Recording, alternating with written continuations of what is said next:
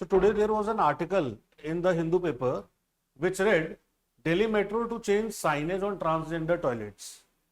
What was the issue? Let us understand that.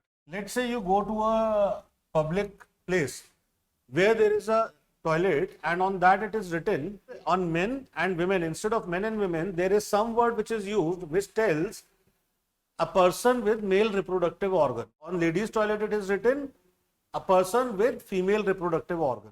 Now, does this sound offensive to you? If it sounds offensive to you, that is the exact reason why this happened.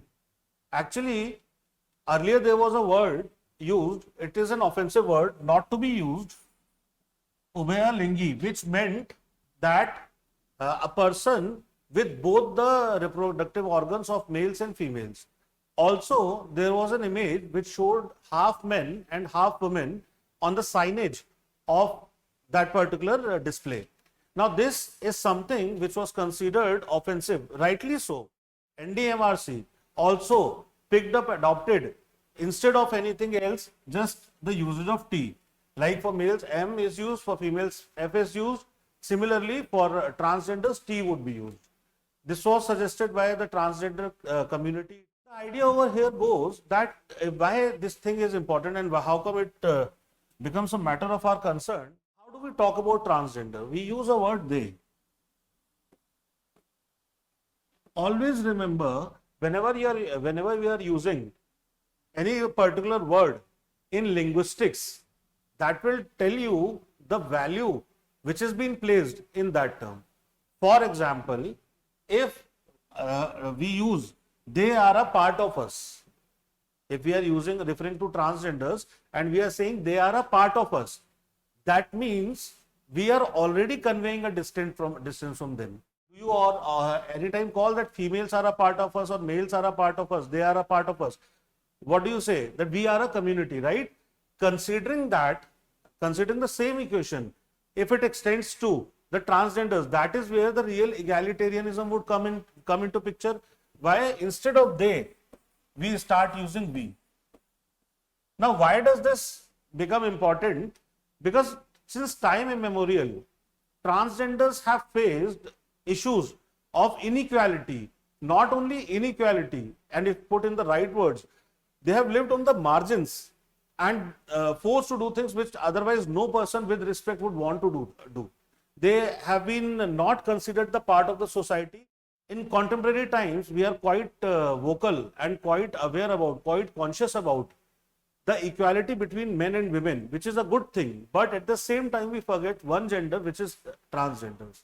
So when we are trying to equate two genders and leaving out one gender, that is a blasphemy, if nothing more. In contemporary times, when the importance or the vitality of such topics is understood and agreed upon to, different organizations of the society or different organizations of the government, which transcends through either polity, administrative or social domains, realizes that there is a need for sympathy, not sympathy, but empathy, but compassion towards people who have been marginalized.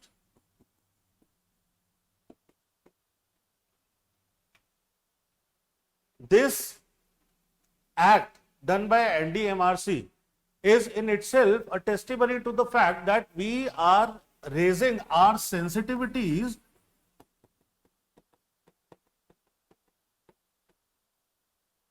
to a level where we start considering, which were hitherto not even considered part of the society, we start considering them as equals.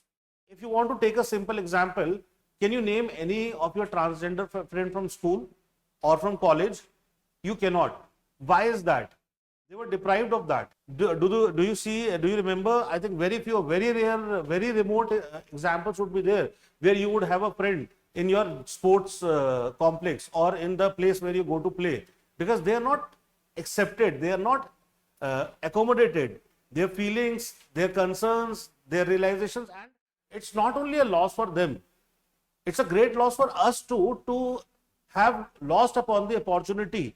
There is a great opportunity cost that is being paid by not letting their intellect, talent, their caliber, their acumen, their skill to be used, and then give a cumulative result or give a cumulative raise and rise into the intellectual potency of a particular nation.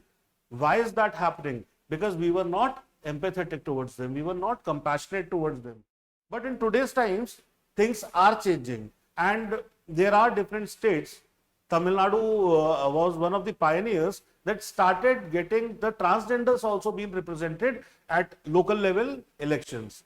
Right now, in today's time, we see a metropolitan body realizing the concerns of the transgender community and then giving them space what they actually need.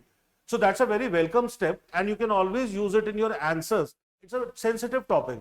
People are living on the margins of the society. When we talk about any community, anyone who has been living on the margins of the society, we need to bring them up, we need to pull them up. It's like they have been into a pit. So it takes some time to bring them out of there, and then the world becomes more beautiful place to live in. Such kind of incidences are can be used as very good examples where empathy and other things would come up, especially when gender inequality comes. And if you want to take your answer to a higher order of reasoning, gender equality should be, in ideal sense, not be considered only between two genders, but it is a fact for three genders to follow. Right? Why? Because otherwise we are missing out on human beings. And no philosophical thought, if you realize it, no philosophical thought, even when if you want to see any parallel of the same in ethics, or if you want to see any parallel in moral philosophy, pick up environmental ethics, where non-human content and the human content are considered. So there are two equations which are made over there. Either the human content is greater than the non-human content, or the other equation can be the human content is equal to non-human content. But see, the best part is, no, human content is either considered greater or equal, but never smaller. Right? That means in any moral philosophical thought or philosophical thought, human content would always be, human content would mean what? Human beings. Every human being, every individual is equal to the other individual and entitled to the same set of rights. So that's what you can use for your exam as well. And we'll see each other soon with the next topic.